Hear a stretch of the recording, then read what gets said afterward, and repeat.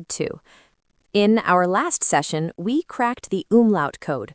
We learned that those little dots over the vowels aren't just decoration, they are instructions for your mouth to make specific English sounds, like the in turn for the letter O. If you missed that, go back and give it a listen. But today we are facing the beast, the topic that makes grown adults cry when learning German. We are tackling the three-headed monster of noun genders, der, die, and das. I know exactly how it feels. In English, a table is just it. A car is it. You have what we call natural gender. If it has a biological gender, you use he or she. If it doesn't, it's an it. Simple. But in German, we have grammatical gender. A table is a he, a bag is a she, and a young girl is an it. It feels chaotic. It feels random. And frankly, it feels like the language is playing a prank on you. But here's the secret. It is not random. It is not about biology. It's about biology's favorite cousin, morphology.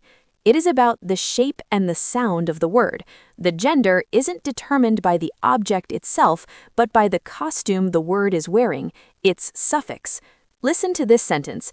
It sounds intimidating, right? Der Optimismus für die Entscheidung ist ein Märchen. That sounded like a wall of noise mixed with random articles, but by the end of this episode, you are going to realize that every single noun in that sentence followed a specific, unbreakable rule.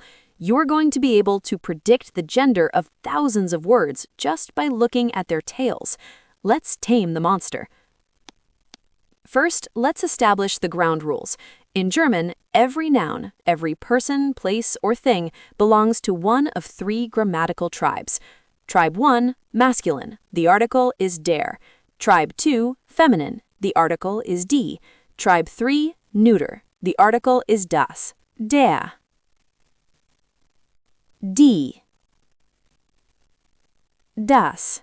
The biggest mistake English speakers make is trying to use logic based on the object's meaning. You look at a toaster and ask, is a toaster a boy or a girl? Don't do that to yourself. The toaster doesn't care. Instead of looking at the meaning of the word, I want you to look at the spelling of the word, specifically the ending, the suffix. We're going to learn 3 power suffixes, one for each gender. These are your anchors. Part 1, the feminine, die. Let's start with the feminine tribe, die. There's a group of suffixes that are 100% reliable. If a word ends with these letters, it is always feminine, no exceptions. The first suffix is ung, die Endung. This suffix, ung, is very similar to the English ing or tion. It acts as a converter. It turns a verb into a noun. It turns an action into a concrete thing. For example, to live or reside is wohnen, but the noun, the apartment or the living space, ends in ung. Therefore, it must be die Wohnung. Die Zeitung. Did you hear that? Wohnung, Zeitung. That ung sound is your red flag. It screams feminine. Here's a really common one you probably use all the time, the apology or the excuse. It comes from the verb entschuldigen. Die entschuldigen. It's a long, scary word, but the moment you hear that gong sound at the end, ung, you know exactly which article to use. Now, add to that the sisters, heit and kite. These are like the English ness. They turn adjectives into abstract concepts. German loves abstract concepts, and the feminine tribe claims almost all of them. Free is frei. Freedom is die Freiheit. Lonely is einsam. Loneliness is die Einsamkeit. You might wonder, why do we have 2 sisters? Why heit and kite? It's purely for flow. If a word ends in a soft sound, we use kite to make it crisp, like möglich. Die Möglichkeit. Smart hack, visualization. Here's your mnemonic for the feminine tribe. Imagine a strict Duchess. She loves order. She demands that everything ending in ung, heit, and kite belongs to her. Ung, heit, kite, die. Part 2, the masculine, der. Now let's move to the masculine tribe, der. If the feminine tribe is about abstract concepts, freedom, opportunity, the masculine tribe is often about agents, the doers, the machines or people who perform an action. Instructional. The magic suffix here is er. If a noun comes from a verb and ends in it is almost always masculine. This corresponds perfectly to English. A baker bakes. A driver drives. Think of the verb to drive, fahren. Who does the driving? Der Fahrer. Think of the verb to play, spielen. Who does the playing? Der Spieler. Think of the verb to teach, lehren. Who does the teaching? Der Lehrer. But be careful, this applies to machines too. In German, we view machines as agents that do work for us. To compute is a verb, so the machine that does it is der Computer. And while we're here, let's add one more masculine suffix that's a gift to English speakers, ismus. This is the same as ism, capitalism, optimism, tourism. These words are international. You already know what they mean. You just need to know they are always masculine. Der Optimismus. Der Tourismus. Der Realismus. Smart hack, visualization. So for the masculine tribe, I want you to visualize the agent, a guy in a uniform doing a job. He's a Fahrer, he's a Lehrer, and he's full of Optimismus. If it's a doer ending in or an ism ending in ismus, it is der. Part 3, the neuter, das.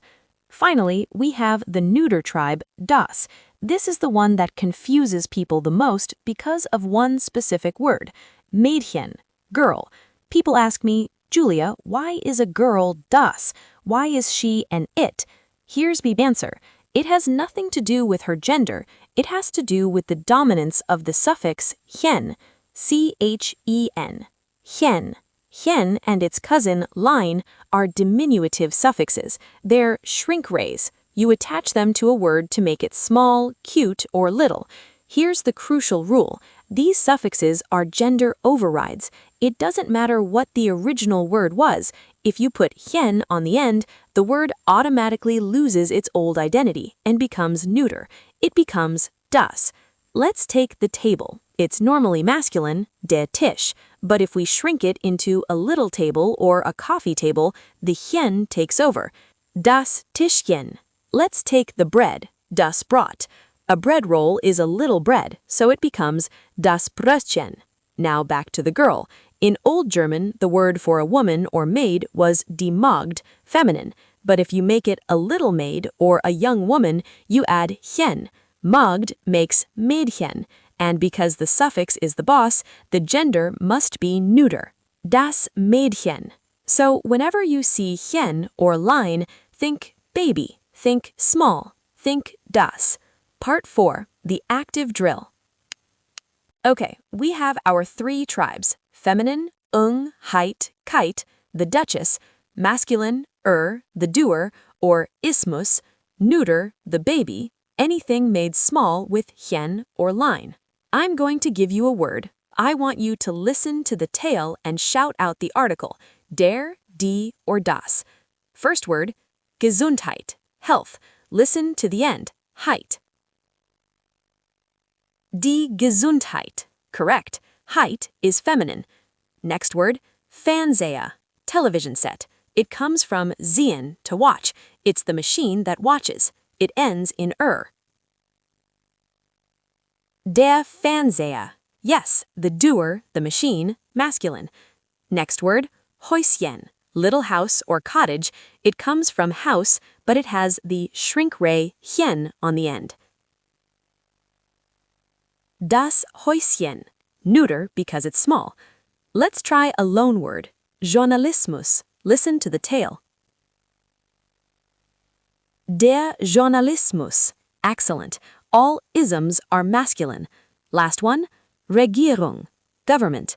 Listen to the gong, Die Regierung. Perfect. Is always feminine. Recap and outro. You have survived the gender monsters. You didn't memorize every word in the dictionary. You just learned to spot the tails. The golden rules for today. The Duchess loves height, kite. The doer is the agent ending in or ismus. The baby is anything made small with hien or line. Die Zeitung. Der Drücker. Your homework is simple. Look around your room. Find one thing that fits one of these rules. Maybe you have a Drucker, printer. That's a der. Maybe you have a Rechnung, bill. That's a D. Find one, label it, and stick it in your brain. Next time, we tackle the plural forms. Why do some words get an N, some get an S, and some just get weird? We'll find out. Tschüss!